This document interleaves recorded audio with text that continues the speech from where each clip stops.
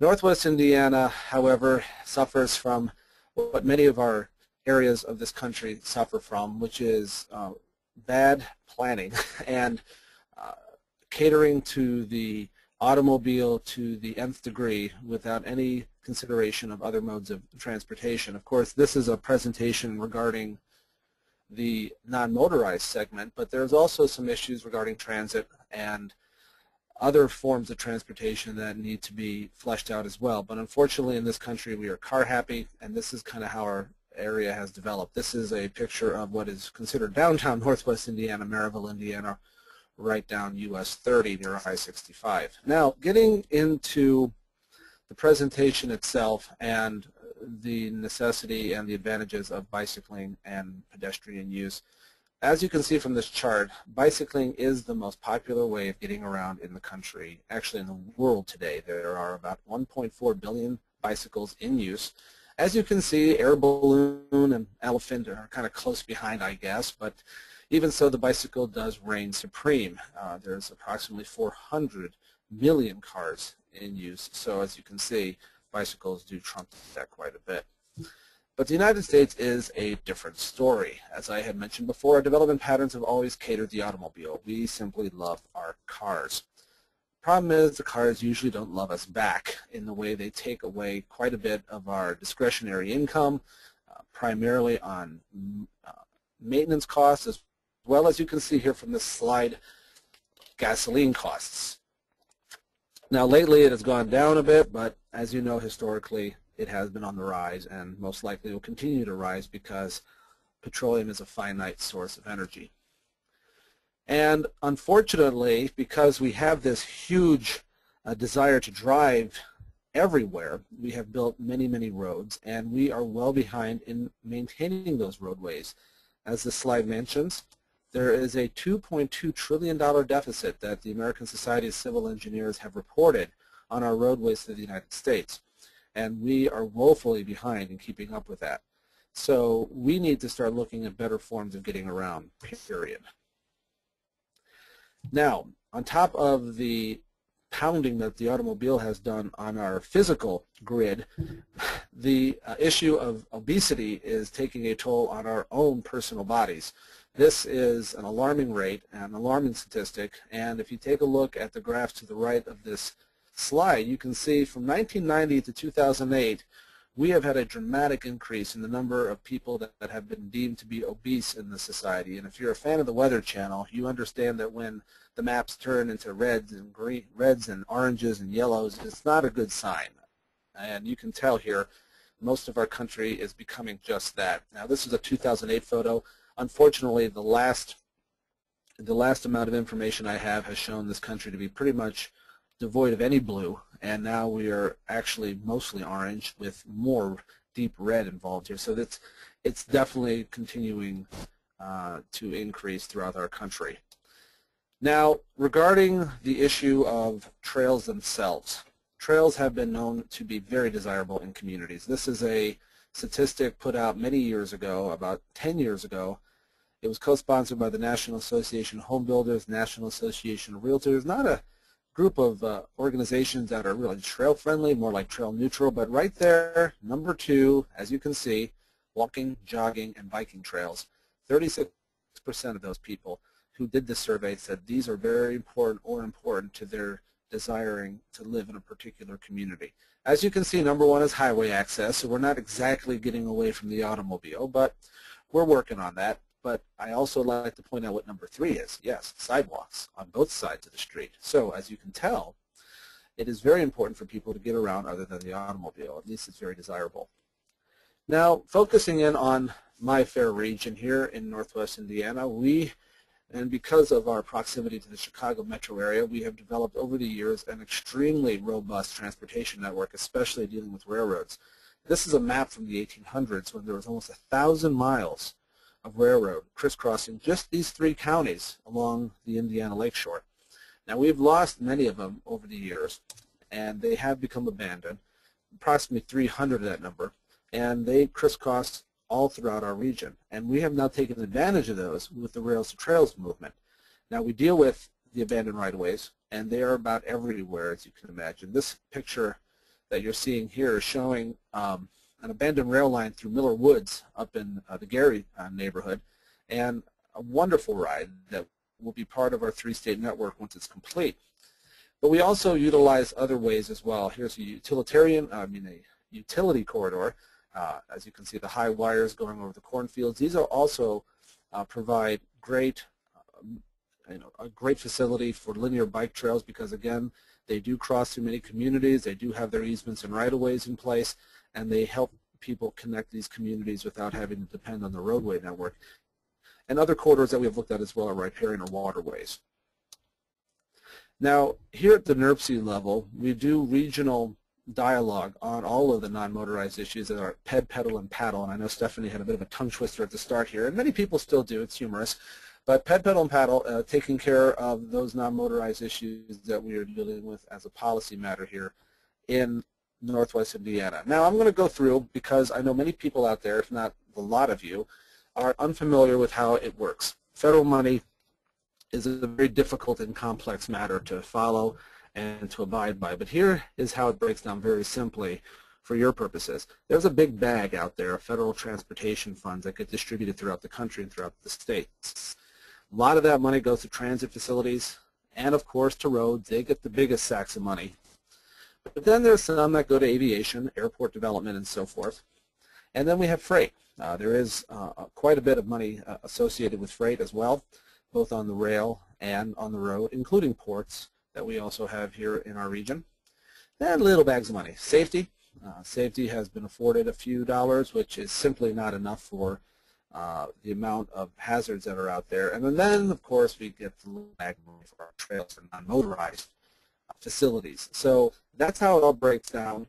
And then here is a nice little graphic of how it is dealt with at the NIRPC level. They all come to my cash bar, and I am more than happy to help them find the money necessary to build their projects, their trail projects, that is. And we have been able to match up over $30 million. In fact, it's probably closer to $40 million in federal money over the last 20 years alone to trail projects in Northwest Indiana. And obviously that makes me a very popular chap. Now let's go over some basic statistics regarding our network. First, by land, and again, this is a presentation dealing with land and water trails. So by land, we have about 130 miles of paved trails in our region, and that number is tenfold over the 13 miles that were simply existing back in 1990. So obviously, we are doing quite well in this area. It is all a part of 9 trail corridors that are now operational. We have about 50 miles approximately that have been funded for imminent development, and I mean imminent meaning within the next 2 or 3 years. And about 6 miles were slated and have been done here in Northwest Indiana in 2013, and that number may be closer to 10. It's a planned vision of 28 priority corridors spanning 500 miles of off-road trails, as I lovingly referred to that, job security. And we have another 600 miles of shared route, which are roadways that are simply signed for bicycle use in Porter and LaPorte counties. We're working on Lake County. That is a tricky animal to deal with. Lake County is not laid out nearly as neatly as Porter and LaPorte. So before you now is the backbone of our trail planning in Northwest Indiana, the Regional Trail and Corridor Priority Map. And this lays out everything that we deal with regarding priority systems and how we fund those systems in an orderly manner. The color codes are pretty simple to follow, red being the highest priority, and then you have the beige color being the lowest priority. There's a couple of colors here I want to kind of bring out to you here. We have the Marquette Greenway along the lakeshore, and then the American Discovery Trail, which kind of cuts through the southern part of our region. Those are our visionary corridors, our highest priority corridors. And then we have the blue, which are those that are completed or funded. So we are moving on from those and continuing, as you can tell, from the populated areas in Lake County, which is, again, next to Chicago, as we continue east to LaPorte. Now, beyond trails, we have to get to the trails safely. And that is the thing, making everyone's home a trailhead, which is the model of Trails for Illinois across the state line. So getting that to happen, we have to work on different parts of our population that are vulnerable, and children are the most vulnerable. In fact, the most common cause of death for children 5 to 14 is the automobile. It just simply is, and it's a sad statistic. So we try to promote safety for children. This is a poster from Europe, which always throws it right at you. And as you can tell, it's very dramatic, but it's very true. I mean, if you're a pedestrian, not only a child, but a pedestrian at all, if you're hit at 30 miles an hour, you have an 80% chance to live. You're hit at 40, 80% chance to die. That's the difference. That's why you see speed limits down to 20 or 25 miles an hour, especially 20. You get annoyed at school zones, but now you see why. At least you can live. You won't look good, but you will live. Now, regarding getting around safely, it's not easy. Many of our roadways in Northwest Indiana and everywhere, you've seen these, which are called desire lines, okay? And unfortunately, you see them along our busiest roadways where the most businesses are located. And unfortunately, we have no ways of getting to them other than automobile. And then people do things like this. And you wonder to yourself, what's going on here? I mean, you couldn't finish the next 20 feet of sidewalk? So anyway, what we want to do here is make sure we can make those connections. And one of the big issues that we're dealing with here is something that we call Safe Routes to School. And Safe Routes to School is a national movement. There's dedicated federal funding for this to get kids to walk and bike to school. Because what we have here at our schools is this situation, and nobody likes this situation at all. I'm having a problem moving my screen. There you go. Thank you for bearing with me. Yes, the guy is not very happy, and I think we all can understand this. 20% of all morning traffic is simply mom and dad dropping kids off at school. It's ridiculous, especially when many of those kids live within easy walking and biking distance from their school facility. So we're trying to promote that.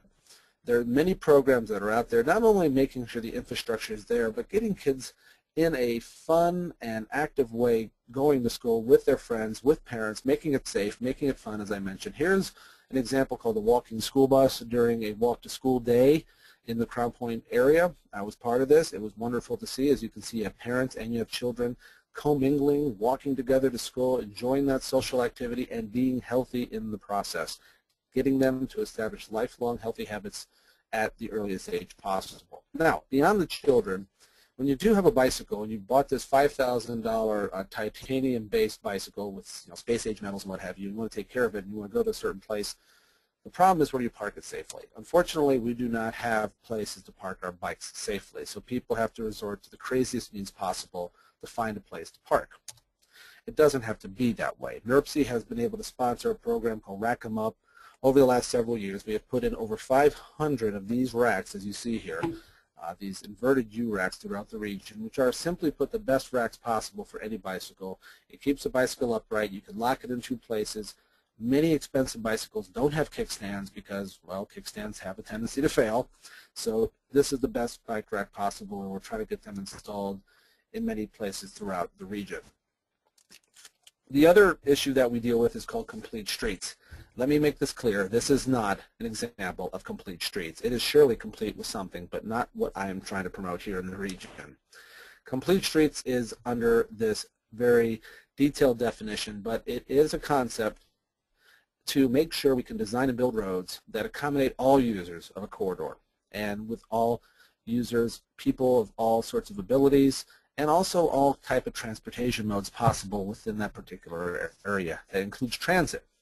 That includes the buses, maybe even trolleys if they are in certain parts of our area, but of course trains, and of course making sure that bicyclists, pedestrians are able to safely move through those corridors. These are policies that have been adopted throughout the region, throughout the country. We have adopted a policy here at NIRPC. We got this done in 2010. So as I talked about my cash bar, well, there's other cash bars we have as well for roads and transit, and we make sure that when they do come through our process of review and ranking, that they are accommodating complete streets policies to the greatest extent possible. So we have made that work here in Northwest Indiana. This gives you an example of some complete streets elements. The top picture is the quintessential perfect view of the complete streets. You can follow my magic cursor here. Everyone's accommodated. You have the disabled, you have the bicyclists, everyone's happy. Happy pedestrians, very happy over here. They have the wonderful buffer between the sidewalk and the street. You have the bike lanes accommodated here. Look, even the bus is happy. He has a way of being accommodated in this area. So again, this is how things can really be in this area if you really take the time to think it through and harmonize. And one thing I do want to point out with this picture on top is a refuge island. So the poor person here or the pedestrian doesn't have to cross all lanes of traffic at once. It can stop here, wait for the traffic to go through, and continue forward. Again, elements to help people through. You see the pet countdown signals here on the lower left, and of course the bike lane example here as well. Northwest Indiana is becoming, again, a wonderful destination for people using our trails, and we put out a map here at NIRPC. It's called the Greenways and Blueways map. This gives you an example of the screenshot here of what we've been doing with the area and outlining the trails. In purple, it's hard to see here, I know it's a detailed map.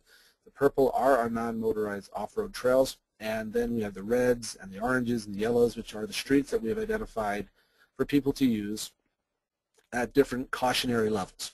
And as you can see, we take in about 10 miles of northeastern Illinois because, well, it's important. We don't stop at the state line here. We like to get people to, come over here as we go over there and so on and so forth, and to travel safely through our region. So these maps are available for free. If you want to get hold of me, we can send this to people outside the NIRPC region.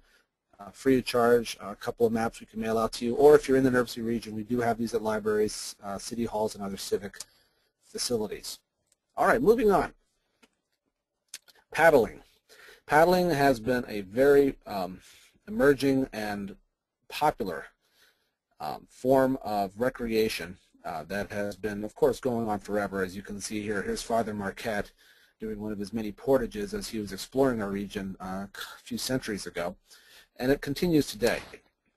There are many paddling opportunities in our region, and so by sea, we have about 15 potential water trail routes that were identified in our 2007 Greenways and Blueways plan. Lake Michigan Water Trail brochure, it was revised in June of 2011. We have that one out. It explored regional routes along the Little Calumet and Kankakee rivers, and we have those maps. One of Kankakee River, as you can see here, was put out in April 2011. We have many local routes that are pretty much ready to go for water trail development in Lowell, Dyer, Portage, Michigan City, Crown Point, you name it. I mean, many of our communities have these routes ready to go. We're looking at developing, if not finishing, a local route on the Little Cow River in Porter. And at this time, a campsite in Kankakee, on the Kankakee River in LaPorte, in 2013, which again is winding down. I believe that has either been completed or very close to be completed, which would be the first official campsite along the Kankakee River, and not all of these rogue sites that have developed over the years, unfortunately, on an illegal basis. So here is the map of the water trail routes in our region that we identified. As you can see, many of them are in Lake County, and of course the county is aptly named Lake, a lot of water here. Less in Porter and even less in LaPorte. Of course, LaPorte has their great lake system in the city of LaPorte, and as you can see, here's the Kankakee River flowing to the south and the Lake Michigan Water Trail to the north. And again, one thing you need to understand about water trails, they're already there. It's just a matter of getting to them. It's not like land trails where you have to build them from scratch and so forth. These puppies are there. Got to get down to them. Got to find launch locations. Okay, so moving on. We did scout these, some for the first time. It was a pioneering basis. This is a snapshot of what I called the Heart of Darkness tour down Deep River. It was a horrible, horrible experience. I think we made 2 miles in 6 hours. We had 40 portages, and those canoes we were using were not light. Those were steel canoes, and well, I was a younger man then, and I'm an older man now for it. But we had much better experiences. This is Cedar Creek in downtown Lowell, and you wouldn't know you're right in the heart of downtown Lowell, and that's the major advantages of these waterways. You just escape the grid that we're so used to living in. And of course, that grid is established by our roadways. You break off of it, you get down to nature, you see how it really is down there, and you really can escape. And it's a wonderful excursion for many people to do, even on a local basis. Here's the Lake Michigan Water Trail map. Again, Lake Michigan, you would say it's a water trail, it's a lake. Well, the water trail, of course, runs along the lake shore, and it's very important for people that actually do this route to know where they can land their canoe and launch it from, especially in Northwest Indiana. So we put out this wonderful map that, as you can see, shows those locations. If you can look at the very top right, you can see the U.S. Steel and ArcelorMittal plant locations in East Chicago, and those are not the most pleasant places to actually land your sea kayak. In this case, would be a sea kayak. But again, it provides that opportunity for people in emergency, with an emergency situation to do just that. And again, we outline all the places of launching and other types of amenities as well, with camping and bathrooms and what have you, that can be located for those who decide to take that adventure along our Great Lake. Okay, now moving on. For those that are familiar with this region, you're going to be probably very familiar with many of these trails. For those that aren't, I hope you enjoy the tour. But now let's get into what's been on the ground here regarding our land trails and how they have developed over the years. So here again is our map, which will guide us through this tour. And let us go through briefly what trails we have on the ground today. The Calumet Trail is our Great Dunes Trail up by the Indiana Dunes in Porter County. The Erie-Lackawanna over in Lake County is a 17-mile system from Hammond to Crown Point. The Little Calumet Levee Trail running along the Little Calumet River in Gary.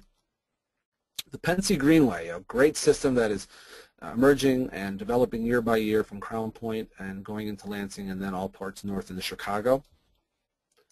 The Prairie Duneland Trail cutting right through north central Porter County. The Oak Savannah Trail, north central Lake County. The C&O Greenway going through Maryville to Winfield, right through that downtown area I talked about previously.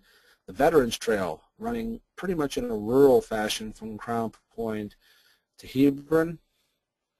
Over there across the state line, the Burnham Greenway, which connects our systems up to Chicago and then all places toward the Mississippi River out west. The Cal-Sag Trail, which is way over there to the right side of the screen, or the left side of the screen, I'm sorry. And that, of course, will bring people out along the Cal-Sag Canal out to eventually the Des Plaines River. The Dunes Kankakee Trail, which runs right through the heart of Porter County. The Lincoln Memorial Trail on the east side or the west side of LaPorte County. The Singing Sands Trail up in Michigan City. The aptly named NIPSCO corridor, which will connect from Michigan City to South Bend. Let's begin our happy tour in the very northwest corner of Northwest Indiana. We have seen a huge amount of development regarding our trail network in the very corner here in the Hammond-Whiting vicinity. And if you can see this map before you, Chicago, I believe you can see my cursor, Chicago's right over there. And all these trails have developed only over the last probably 4 years, and we will have a very connected system happening here, connecting the Wolf Lake area over into Burnham Greenway, and I'll detail that momentarily.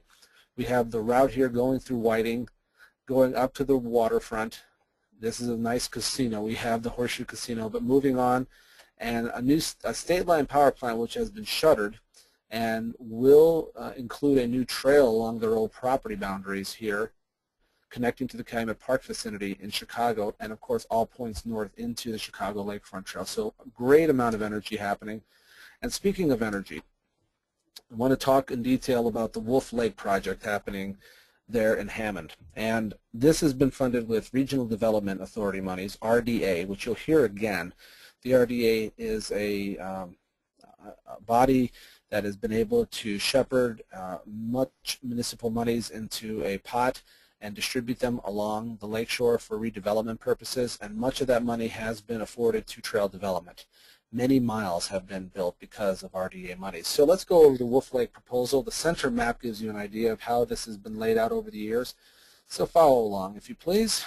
This blue line is what's in. It was in previous to this year. You can see everything pretty much winding along the east side of the Wolf Lake territory, and a little segment up here, which I'll detail momentarily.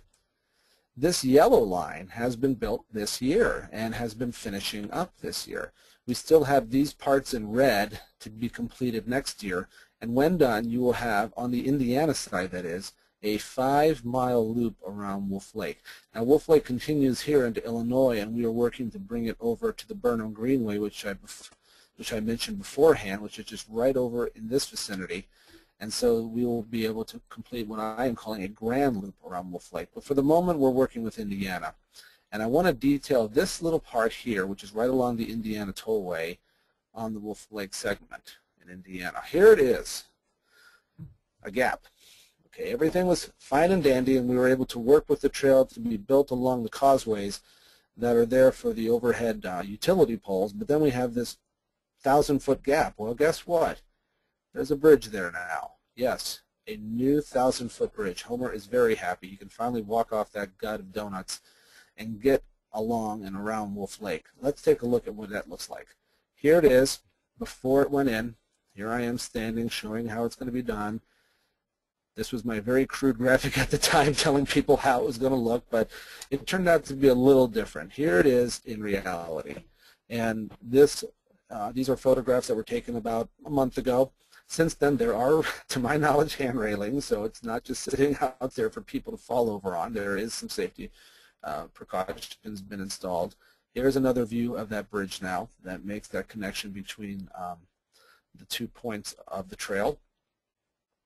Here's some other construction photos of it. It's a concrete boardwalk that has been built there with several piers. And here is kind of a white knuckle view of the trail itself from somebody who was daring enough to walk it out there. And although it is a 10-foot wide platform, when you're out there in the middle of this large body of water with no handrails, it gets small fast. So anyway, we will have handrails there, and the trail itself will be complete through that area come next spring. Now, the north side of that trail area I talked about before has been completed with a generous donation from Walmart. This happy fellow here was able to donate the money necessary to build this trail on the north side. And other parts that actually lead from here, from the Wolf Lake area, if you continue to go west to Whiting, as I mentioned before, you come across this wonderful bicycle and pedestrian bridge facility that crosses over 2 roadways. And as you can see, it's a raised, planted bridge with amenities with these metal trellis structures on it. A wonderful landmark that has been developed simply for bicycle and pedestrians, again with this RDA funding as I previously mentioned. Okay, moving on now from the Hammond-Whiting area, let's talk about the Erie-Lackawanna Trail. This is our longest contiguous trail project in northwest Indiana. It's a 17-mile system right there in the central part of Lake County from Hammond to Crown Point. Here's some images of it. This is how it looks in downtown Hammond. It's actually been improved since this picture. I need to do some updates, but again, right through the urban areas, the area of Hammond along an abandoned railroad. There are some improvements happening that I should be mentioning, including a new bridge being built, a couple of new bridges in Hammond being built over major roadways, so a great amount of investment there, and special thanks to their Mayor Tom McDermott for catching religion, so to speak, on this, and becoming a massive trail advocate and getting some of these projects underway, including, again, the Wolf Lake project, as I mentioned. This major tunnel is right under 8094. This is the Borman Expressway, the artery of our transportation network here, 8-lane behemoth expressway carrying pretty much all the traffic from the East Coast to Chicago. And this is a massive tunnel that runs right underneath it, again, just for bike and peds. And right over here to this left side is Cabela's. Cabela's outfitter company. They put this trail in on their own dime. So big props again, much like to Walmart, to Cabela's as well for understanding what these systems mean to our region. The Erie-Lackawanna continues through Wicker Park and makes this connection under US 41 here in Highland, Indiana. This was just completed a year ago by Indiana Department of Transportation, who put the tunnel in pretty much without any dialogue because it's now a given. Previously, they had worked with communities on maintaining these old railroad right-of-ways to make sure that when trails were built at the proper time that there would be this separated grade, this extremely important separated grade facility. And again, very big props to INDOT for having the vision to work with communities to make this happen in this region. And continuing down the Erie-Lackawanna Trail, we have this US 30, the Lincoln Highway in Maryville, right over here. Another culvert. This culvert was actually built many years before the trail was. Again, that vision from INDOT to make sure that when they drop these bridges, because this is the old railroad, this is the old Erie-Lackawanna Railroad, and that bridge is way up here, and they dropped it way down here, but they left the box culvert in again for this extremely important separated grade crossing. And then it continues into the city of Crown Point, where I live, and this segment was opened up just a couple years ago and thus completing the Erie-Lackawanna Trail. This is an image of how it'll look when it gets to Crown Point. They're in the process of constructing this now, a beautiful new trailhead with parking. There will be a bathroom, an actual stick-built bathroom facility here, and this wonderful shelter and a plaza as well for the users of the trail at the trailhead. Okay, moving on from the Erie-Lackawanna Trail, we'll now talk about the C&O Greenway, and that exists right here in east central Lake County from Maryville to Winfield. An abandoned railroad that right now has about 1.3 miles of trail built right through a heavily developed area of Maryville, and you wouldn't know it. Again, great part about trails, as with water trails, you break off the grid. You go down these amazing emerald corridors that have been basically left to grow over for years, and now as they have been rebuilt, such as the C&O from this image, you can get out there and take advantage of it and enjoy this corridor that has been basically undeveloped all these many years. Now the C&O Greenway eventually will tie into this, the South Lake Mall vicinity, and unfortunately this is some college students made this and Northwood's down. So let's turn that around for our viewing audience so you understand the proper orientation. The C&O Greenway coming in here from the northwest will eventually come into this, either circumvent it for people that don't want to deal with the sale at JCPenney's, or who do want to take on that sale and ride their bike or walk themselves through this auto-centric nightmare and make their way safely to the entrance of the mall or to other vicinities as well. And this was a great concept of bringing in a non-motorized facility into a place where automobiles are overly dominant. And once we get it to this point, the trail will be developed, as you can see at the very upper left-hand corner. Next year it will be built to this point, which is Mississippi Street, and then we will work with city officials in the city of Hobart, Indiana, to make this happen either this way or this way. So a very exciting development in that regard. And now let's talk about the Pensy. The Pensy Greenway is right here, and it is in the, much like the Erie-Lackawanna, right here is the Erie-Lackawanna that I previously mentioned, which is running into Hammond. Well, here's the Pensy. It's somewhat on a similar trajectory, but it goes more northwesterly into Illinois and eventually up to this place, you know, Chicago, the Chicago Lakefront Trail. And it is part of what I call the Golden Line, which will be a 50-mile contiguous system from Crown Point to Chicago eventually.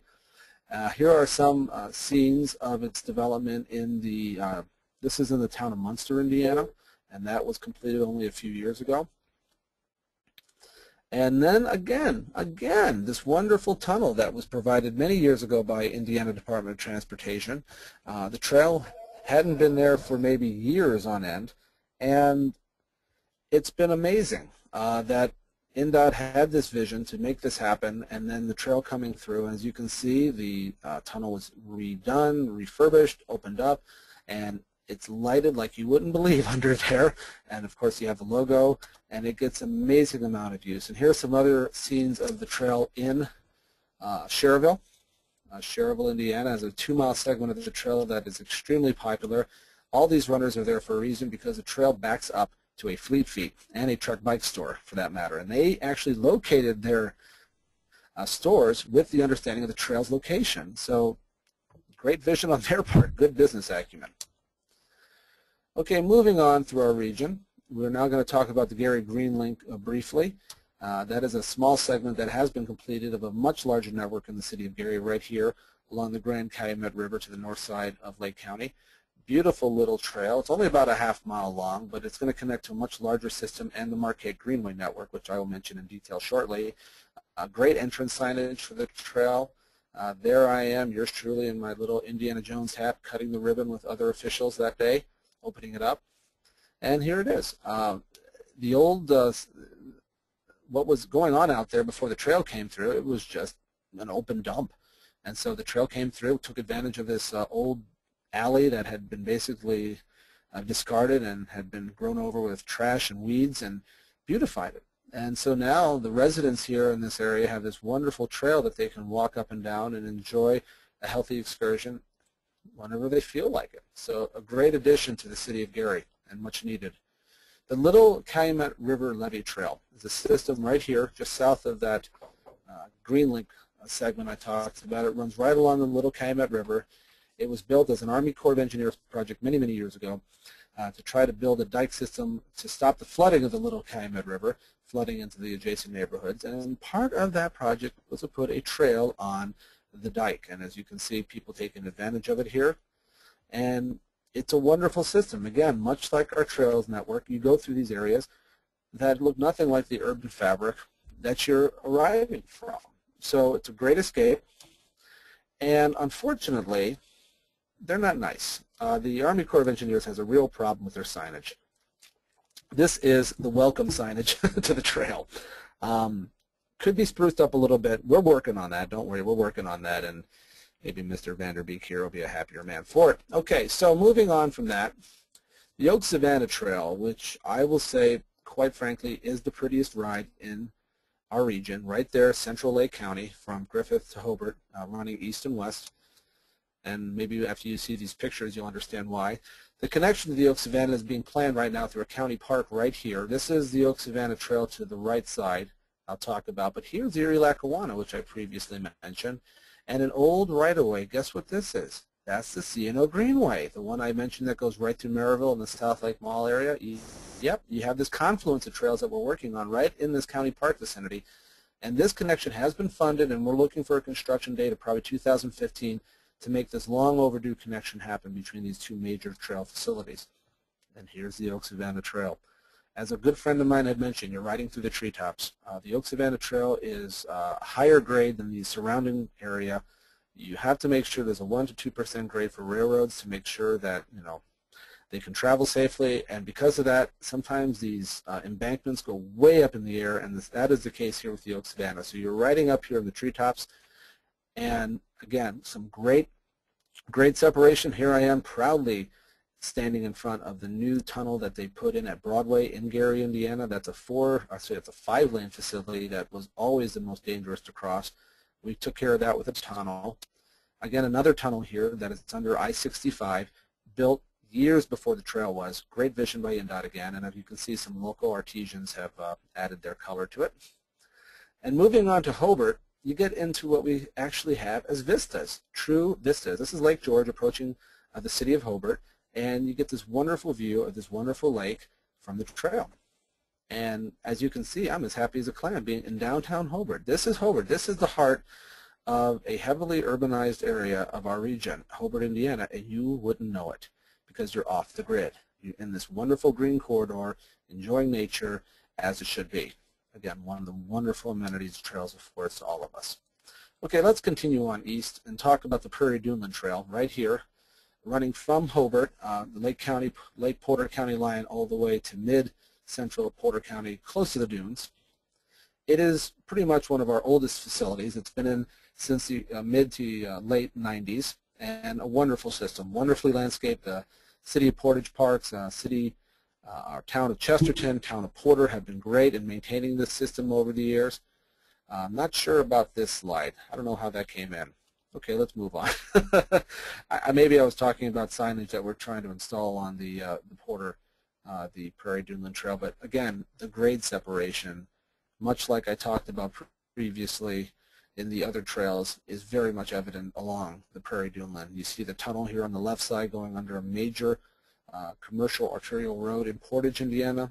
To the lower right, you see a bridge over State Route 130. Great stuff happening. A wonderful trail facility, about 9 miles in all. Which brings us to the Porter Brickyard Trail. I need to express a disclaimer. It's actually been renamed recently the Dunes Kankakee Trail, which I'll talk about momentarily. But for now, let's call it Porter Brickyard. We have here the aforementioned Prairie Duneland Trail terminating at Jackson Street, which is in the town of Chesterton. And we've had this connection that we've been trying to make for years to the Calumet Trail. Well, we were able to do it thanks to two segments, the darker green being through the National Indiana Dunes National Lakeshore, the lighter green through the town of Porter, Indiana, both of them combining on a $3 million project with bridges here at US 20 and another bridge at US 12.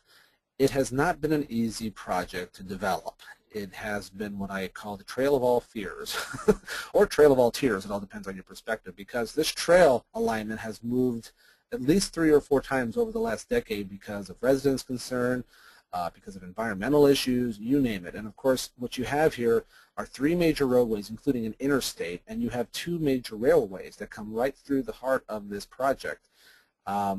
Very challenging, to say the least. But it's been developed. Here's the bridge that is now currently standing over US 20, giving people a safe access across this busy roadway. And here is the approach to the bridge that crosses US 12. And right beyond this bridge on the other side is the Calumet Trail and pretty much your way to the Indiana Dunes, a wonderful facility that has been developed for these people there. And the Calumet Trail. Let's talk about this guy. Right up here, the north part of Porter County, running along the Indiana Dunes. This was the Calumet Trail in better days, back when it was first developed or redeveloped in 2002, because it is our oldest trail. It was built in 1972. It was an asphalt facility. It quickly fell into disrepair. In 2002, it was rebuilt as a limestone facility. That didn't work. It turned into basically a water trail. This view here was very commonplace along the route, and I am happy to report that the Calumet Trail is now undergoing a multi-million-dollar asphalt resurfacing project to finally bring proper maintenance to, or really a proper development standard to the front door to our dunes in a non-motorized capacity. So the Dunes Kankakee Trail, as I mentioned before, this is a system that runs into central Porter County from north to south, from the dunes to the Kankakee River, hence the name. And here are some images of that project.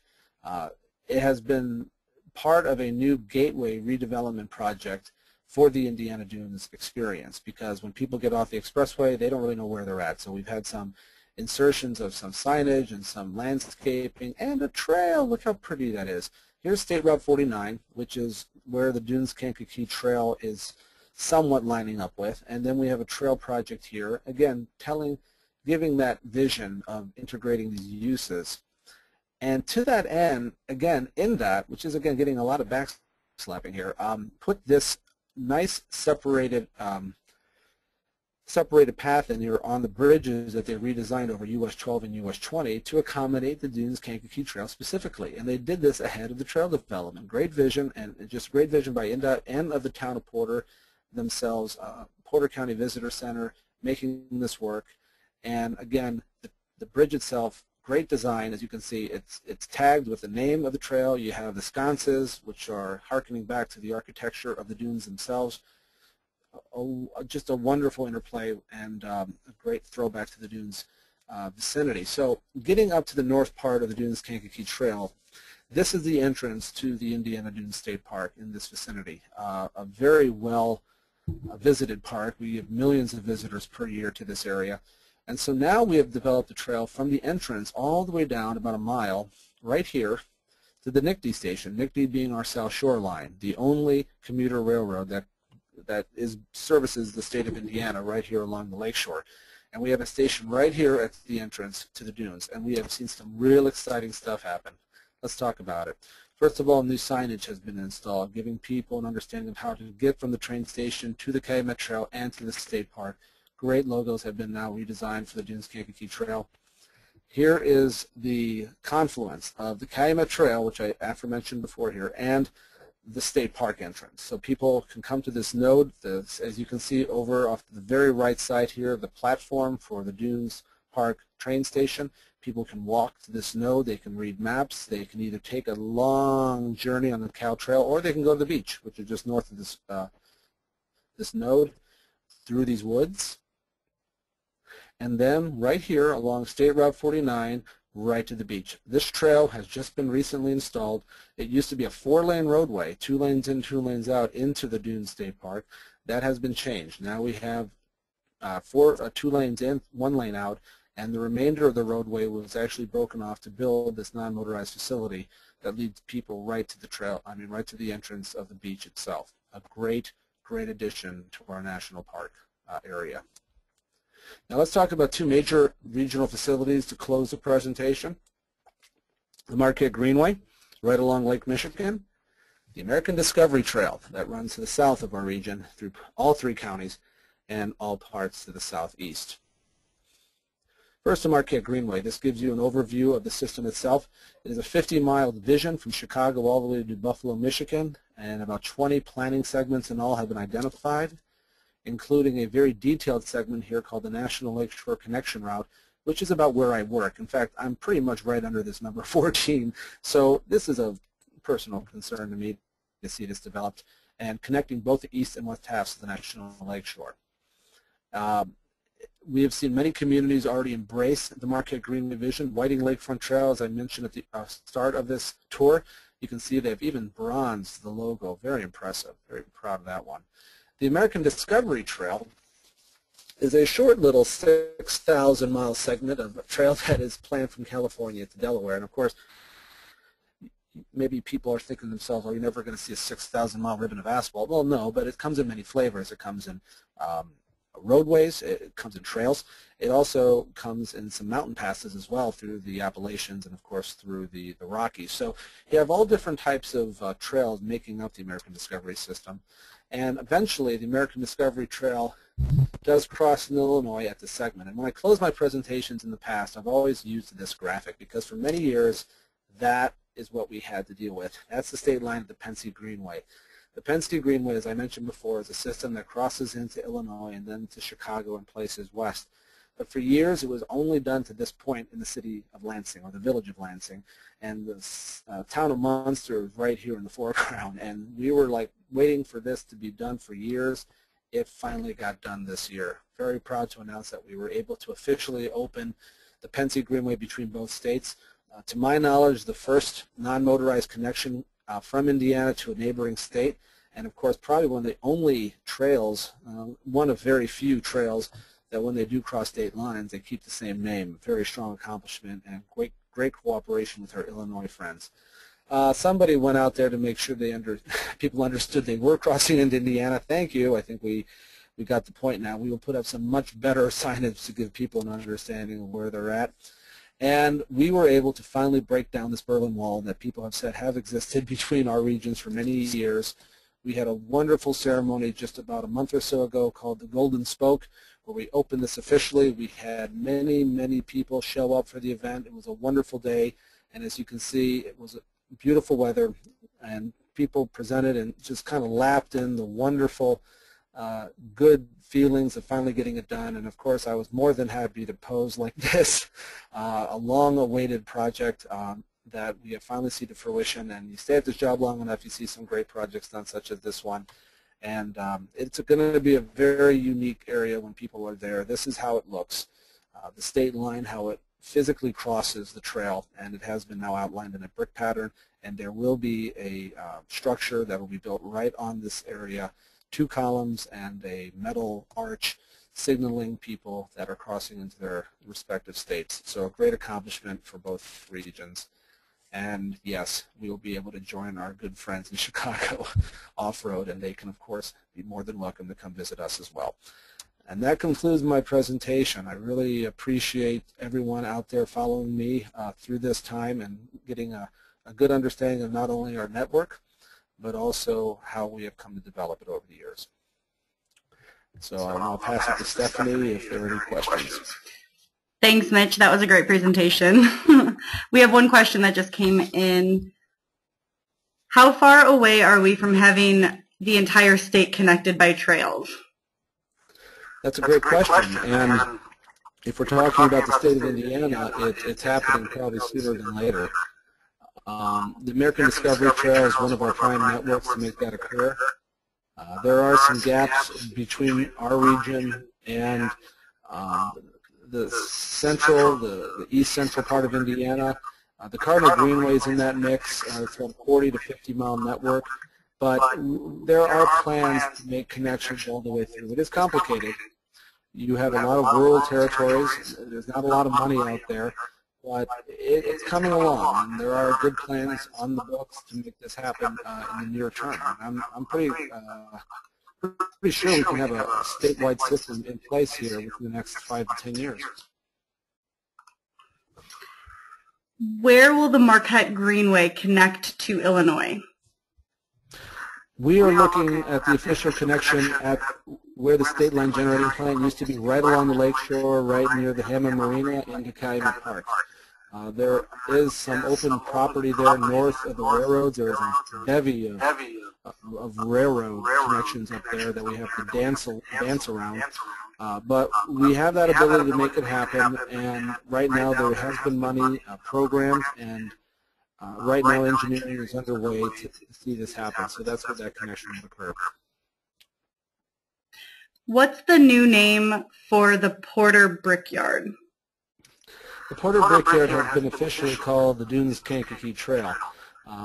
In the interest of time, I did not have enough of that to explain the back and forths of the Dunes Kankakee. It is a zigzagging system that runs from north and south, and it's kind of developing as an organic project. We thought, we'd have this kind of straight down U.S. or State Route 49 from the beach to the Kankakee River, but it's kind of developed a life of its own, and part of that has been the town of Porter desiring to see the route run along the Porter Brickyard route. So we've just simply renamed it to their wishes, and it does work within the vision. And how many miles did you say of water trails are there in Northwest Indiana? Wow, that's a big question. I don't know if we've ever calculated. I mean, it's always good to have a mile count on stuff. I mean, the Lake Michigan is about 50 miles, and then you have about 75 miles along the Kankakee River, and then you add miles here. I mean, you could probably have easily over 300 to 400 miles of water trail if you really calculate it all up. But we're trying to work with each system one by one, and hopefully, we'll get a better count of that in our next planning effort here. And we have someone that says, great presentation. Do you have an estimated completion date for the Calumet Trail? Yeah, people talk to me about the Calumet Trail quite a bit, and honestly, it seems like within the next 3 to 5 years we can see that completed to the Porter County line. Now, let me just say that the most important part of that redevelopment is the west side of the Calumet Trail, the west 2 or 3 miles, because that is the most inundated with water, it's the most washed out, it has the most erosion issues, and we're tackling that first and foremost. The west side of the trail, the east side of the trail, has always been in better shape. Still overgrown, it could use some help, but at least we'll be able to have a rideable trail all the way through from, again, from the Porter Brickyard to LaPorte County. And are there any concerns about pollution along the river and bike trails as people increase their usage? And what thoughts have been raised as the trails have been added? Are we talking specifically about the water routes themselves and the pollution there? She says along the river and bike trails. Well, speaking of the water trails, when you open up water trails for recreational use, you actually improve their quality because people are getting down there. People, you have eyes on the river, so to speak, and because you have them down there, you can't have all the dumping and littering that takes place on a consistent basis, and so they get cleaned up. And not only do they get cleaned up, but the quality of water improves to the fish habitat and so forth. So it's a very good thing for water quality, just having the eyes down there enjoying the water. And then the trails themselves, people are great personal policemen of the trails. They keep an eye out for things, they pick up garbage. Trails that are well used are usually some of the best looking trails we have around. Are there any other questions for Mitch? I do want to mention, Stephanie, again, the map that I had mentioned before, we have a website that kind of serves as our general clearinghouse of information on greenways and blueways matters. If you go to NIRPC.org, there is a greenways and blueways link on there. We also have our Facebook page, which is a greenways and blueways Facebook page that people can also keep up with the latest developments of our network. There are two quick questions I think might be able to answer quickly. Is the bridge high enough on Wolf Lake to be paddled under or in your canoe or kayak? When I was making that spiel, that went into my head like maybe I should mention that. Yes, the designers of that bridge built in a height where sailboats or windsurfers or the like can easily traverse underneath and connect to the west side of Wolf Lake on the Illinois side. Yes, there has been an elevation of the bridge to account for that. So yes, it was part of the design. And you kind of touched on this, but this is a little different. Are there any plans for video monitoring on any parts of the trail system? You know, right now we're just trying to get signage out there, much less video monitoring or even basic trail counts, but no, nothing like that planned. We're in a process of getting them built, getting them in the ground, getting people to enjoy them, and now we're in the mode of trying to get them signed. Our trails have an identity crisis, so we're trying to get people to understand what trail they're on, where they're at, what road they're crossing, and the like. And maybe down the line, when we can be a little bit more flush with cash here at the regional level, we can start talking about those advanced systems. Thanks. And that's all the time we have for questions right now. If you have any more that we weren't able to get to, please email Mitch. I'll send out his information in the follow-up email. And again, this will be in the email, recording of the webinar will be in the email as well. It'll be on our YouTube page, and the slides will be on our website as well. If you have any questions, again, please contact Mitch or myself, Stephanie, with South Shore Clean Cities. And we really appreciate you guys attending today and hope everybody has a great holiday. Thanks again, Mitch.